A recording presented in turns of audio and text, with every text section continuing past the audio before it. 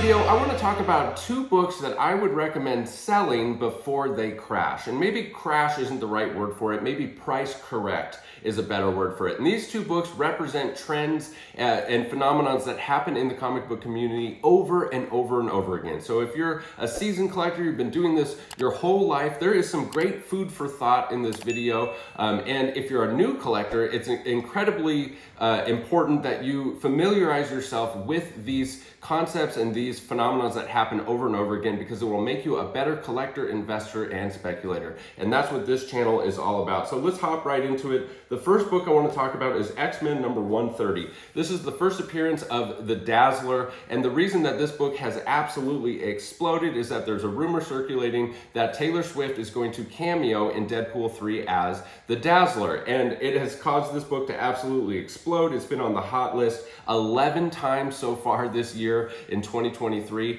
and in my opinion, this book pretty much has nowhere to go but down. All right, there's a couple different scenarios that could play out here. Number one, she cameos in the movie. It's somewhat of a flash in the pan. She never plays that character again.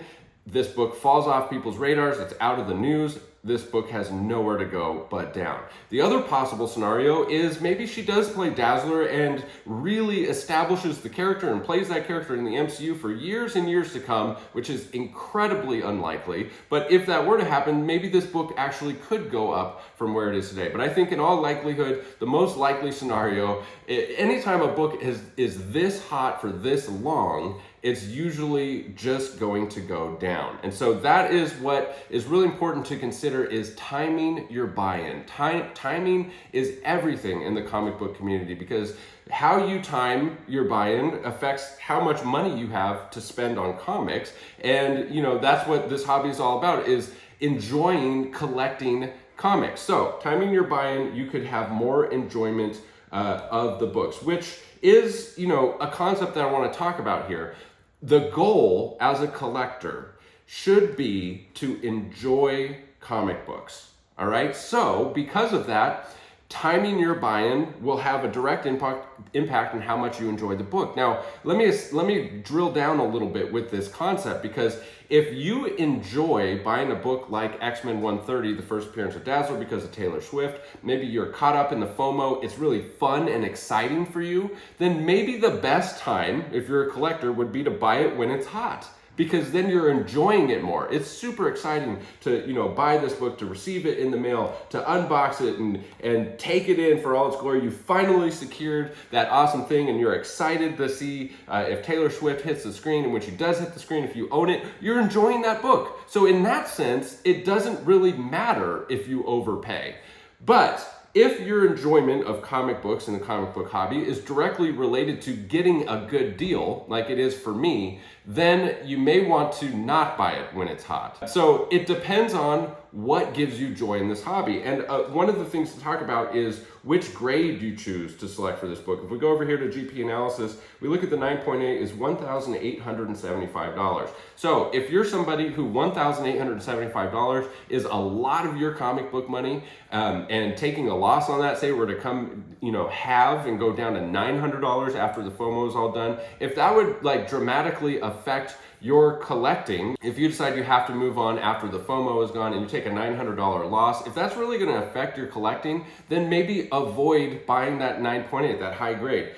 One of the great things about this book in particular is that you can get a near mint copy, like a 9.2 or a 9.4, for around $350. Now, at $350, even though that is a way elevated price for this book right now, even if it does halve and go down to $175, it's not the end of the world. You took a $175 loss and you enjoyed the book for as long as you had it. So keep in mind, what is your goal? When would you enjoy having this book the most? Is it now, or do you just, let the whole thing pass by? Are you not a Taylor Swift fan? The next book that I want to talk about here is Ultimate Fallout 4. Now, truth be told, I have made several videos about this book in the past. I made a video about this book, about the 1 in 25 Djurjevic variant for this, when it was selling for, I believe it was selling for around $30,000 at the time that I made that video. And I made a video saying that $30,000 was way overpriced. and that you should sell that book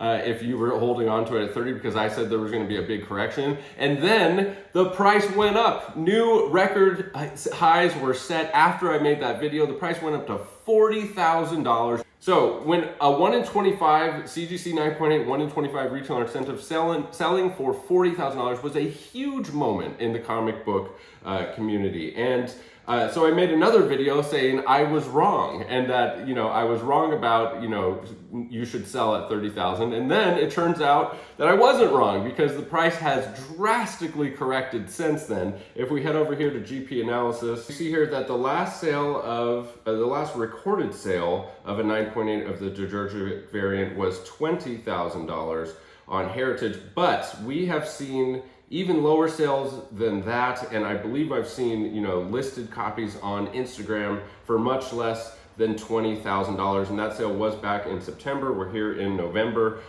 So the point that I'm trying to make here, it's not about being right? I'm not claiming that I can predict the future. Everything that I say on this channel is my opinion, and especially when it comes to comic book prices, you know, this is just my opinion in the current conditions of the market. The market is constantly changing, but the concepts here are solid, and that concept that I want to talk about with Ultimate Fallout 4 is I think that this book actually has room to correct even more, because there are a lot of copies of this on the census. So looking at the census here, we see there are 4,591 total 9.8s of the cover A for Ultimate Fallout 4, the first appearance of Miles Morales.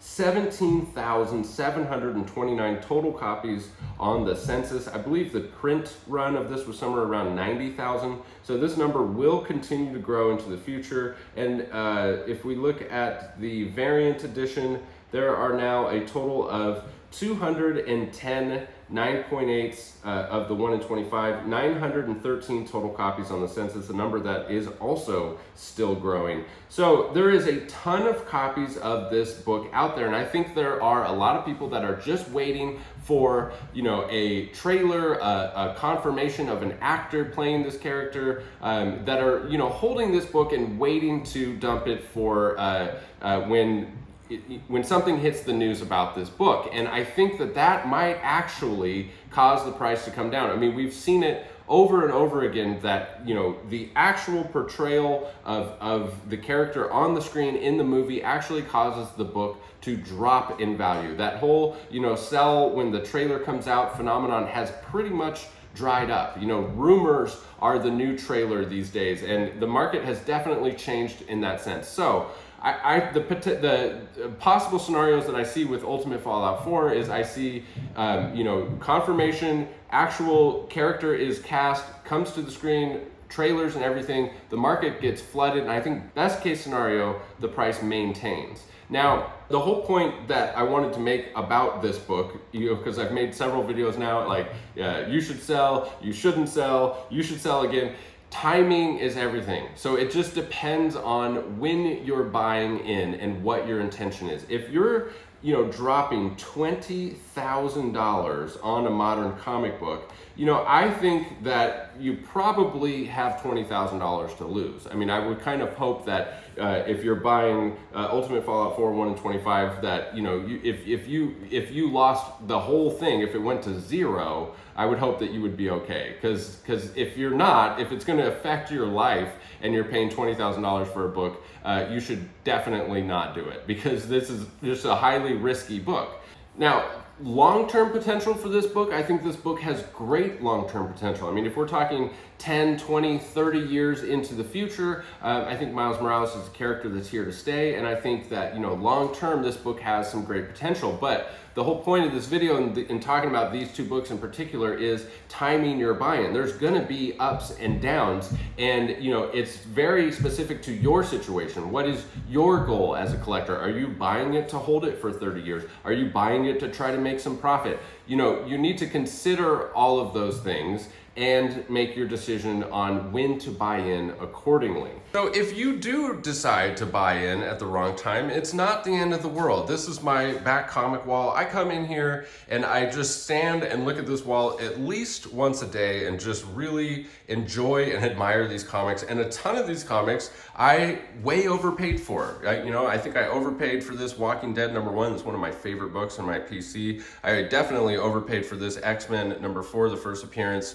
of the Scarlet Witch. I way overpaid for that Strange Tales 111, the first appearance of Asbestos Man. I way overpaid for that Iron Fist 9.6 time by Stan Lee. I think that book has come down like 60% from where I bought it. I way overpaid for that Tales to Astonish, that Strange Tales. And the thing of it is it doesn't really matter because those books aren't for sale, And so I haven't sold and I haven't actually realized a loss on those books. So, it's something to consider when buying a risky book, especially like either of these, Dazzler or Ultimate Fallout 4, is your timing. If you're buying it to hold it for the next 20, 30 years, then, it doesn't really matter as much when your buy-in is. But if you're somebody who has to turn around and sell books or you move on from books, then you really need to hone in this whole timing your buy-in thing and make sure that you don't FOMO into some stuff.